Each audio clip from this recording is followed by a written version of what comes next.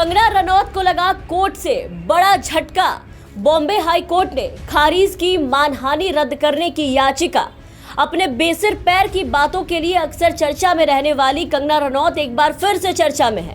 अपने बेतुके और नफरती बयानों को लेकर सुर्खियों में रहने वाली कंगना रनौत को बॉम्बे हाई कोर्ट की तरफ से बड़ा झटका लगा है। बॉम्बे हाई कोर्ट ने कंगना रनौत की उस याचिका को खारिज कर दी है जिसमें जावेद अख्तर ने उनके खिलाफ मानहानि की शिकायत दर्ज कराई थी और उनके शिकायत पर ही कंगना के खिलाफ मानहानि का मुकदमा उस पर कार्रवाई शुरू की गई थी।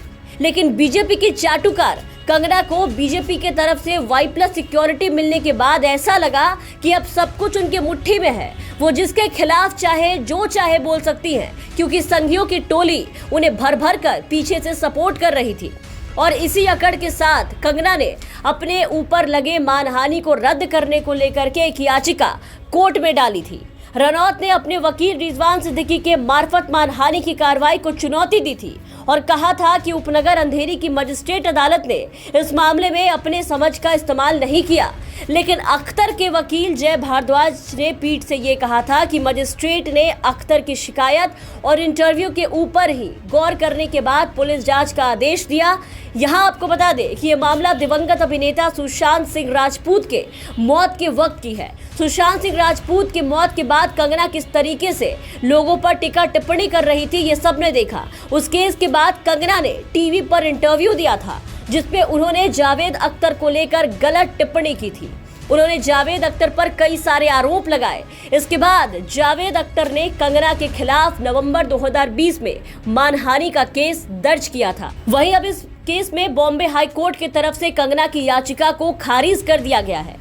इसके बाद बड़बोली कंगना रनौत की मुश्किलें और भी ज्यादा बढ़ गई है। लेकिन कंगना को इन सब की आदत है, क्योंकि ये कोई पहले केस नहीं है जहां पहला मुकदमा नहीं है जो कंगना के खिलाफ दर्ज किया गया है।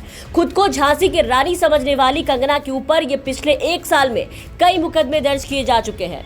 अपने ऊट पटांग बयानों के चक्कर में और सरकार की प्रवक्ता बनने के चक्कर में कंगना की लंका पहले भी लग चुकी है। कंगना ने एक ट्वीट को रिट्वीट किया था जिसमें रालोसपा के राष्ट्रीय अध्यक्ष उपेंद्र कुशवाहा के साथ साथ कई नेताओं की पुरानी फोटो को लुटियंस, लिबरल, जिहादी, कश्मीर, अर्बन नक्सल, कम्युनिस्ट और खालिस्तानी बताया गया था। ट्वीट में भी नेताओं को टुकड़े टुकड़े गैंग का नया स्टार कहा था। कंगना रनौत ने चुनाव की फोटो को यूज कर ट्वीट को रिट्वीट किया जिसमें उन्हें आजाद कश्मीर बताया गया। उन्हें ऐसा लगा कि ऐसा करके उन्हें राजनीति में एंट्री मिल जाएगी, लेकिन हो कुछ और ही गया। कंगना रनौत के खिलाफ बिहार में मामला दर्ज हो गया था तो खुद को सर्वश्रेष्ठ और सबसे बुद्धिमान और राष्ट्रवादी मानने वाली लोगों के सामने जबरदस्ती खुद को तोप साबित करने वाली कंगना के साथ हर बार की ये कहानी है, जहां इन्हें ऐसे जवाब मिलते हैं लोगों से, कभी लोगों की तरफ से तो कभी कोर्ट की तरफ से। बेसिर पैर की बातें करना इनकी आदत है। कभी गंगा में तैरती लाशों को नाइजीरिया बता सरकार की किरकिरी करवा देती है तो कभी मोदी जी से दंगे करवाने को कह देती है। कंगना रनौत मोदी सरकार की सबसे बड़ी समर्थक मानी जाती है। जब भी बात प्रधानमंत्री या फिर बीजेपी सरकार पर आती है तो सबसे ज्यादा बुरा कंगना को ही लगता है। उसके बाद सीधा मुंह में जहर लिए उगलने चली आती है।